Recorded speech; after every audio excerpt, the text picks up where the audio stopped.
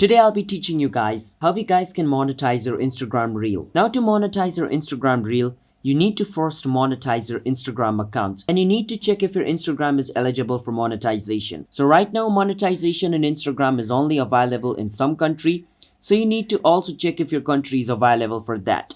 So for that you need to click on your profile picture at the bottom right of your screen and then you can click on professional dashboard.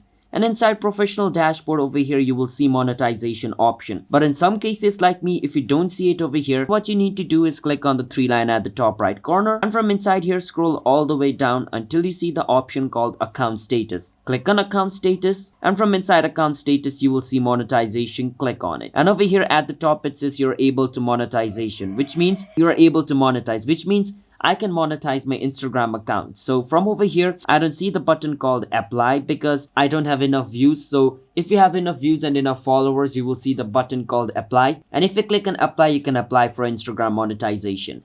Once your Instagram is monetized, if you upload reel and your reel gets like tons of views, you will get some money. So that's how you guys can monetize your Instagram account. So if you guys found our video helpful, hit the subscribe to our channel, How to Guide. I'll see you guys next time.